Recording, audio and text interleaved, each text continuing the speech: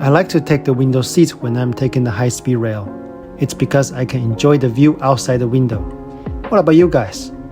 If you want to go to hot springs in Beitou, you should really pay attention to this.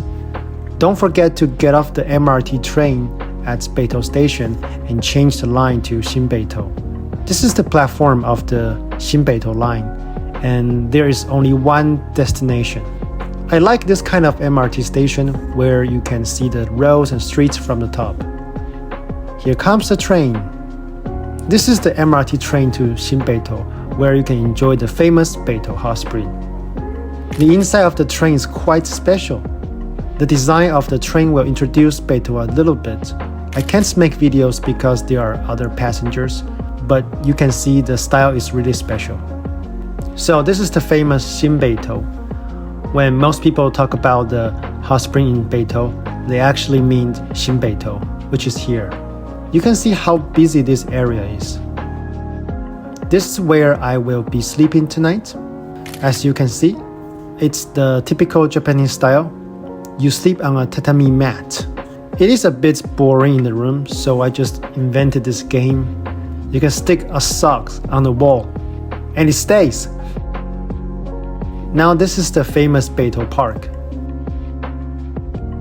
As you can see, it's a big park. This must be a Japanese building. Japanese people love Beitou, and the hot spring in Beitou became famous also because of Japanese. That name looks quite Japanese. Hoku Torite? Yeah, it's definitely Japanese. When Japanese were ruling Taiwan, they started to come to the hot spring here.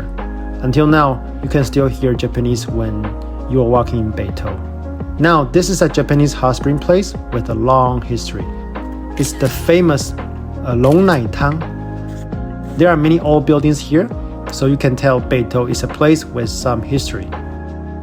There is a small stream here. It's not a big one, but I think Beitou Park is more beautiful with the stream surrounding it. The weather is good today. Look at the color of the sky. However, it's a bit hot to go to hot spring now. If you are just taking a walk in the park, I think it's the perfect weather. It's not too hot, but also not too cold. This is the famous thermal valley, 地热谷. It's also a park with a long history. People boil eggs by the lake before. Look at the smoke. The water temperature is higher than 80 degrees, or maybe even 90, I think. People got hurt before, so now it is not allowed to boil eggs. This is Beitou Meiyuan, Beitou Plum Garden. It is closed for now. This is the public hot spring in Beitou Park, and people call it the Millennium Hot Spring because it was built in December 1999, and the next year was 2000, which was the Millennium. That's why people call it the Millennium Hot Spring. Okay, this is Beitou Hot Spring Museum, a famous tourist spot here. Japanese built this building.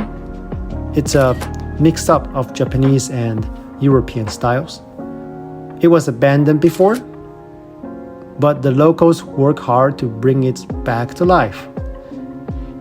Tiangouan was the first hot spring hotel in Beitou.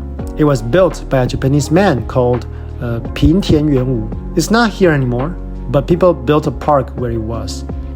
It's right behind the famous hotel Jiahewu. This is Beitou Library, and many people say it is the most beautiful library in Taiwan. It's a green building, which means it is eco-friendly. If something is eco-friendly, it doesn't harm our environment. The building is very special. You can sit on those balconies and enjoy the view of Beitou Park. There is a pond in front of it, but I think there's too much algae in it. If there's too much algae, it might be hard for fish to survive. If you look at Beitou Library from a distance, you might not think it is a library. You might think it is a museum or even a hotel. Would you believe me if I tell you it's a hotel? Okay, now we are walking back to Beitou Station. It is the old Beitou Station. It was brought here from Zhanghua. That was a long distance, right? As you can see, it was built a long time ago. It was built of Taiwan cypress, or maybe you can also call it Hinoki. It is also a museum now. You can learn about the history of this station here. There is a real train next to it. Of course, it's also a part of the museum now. And there is a very big grassland behind it, which makes it a perfect place for kids. So you can see many people come here with their kids.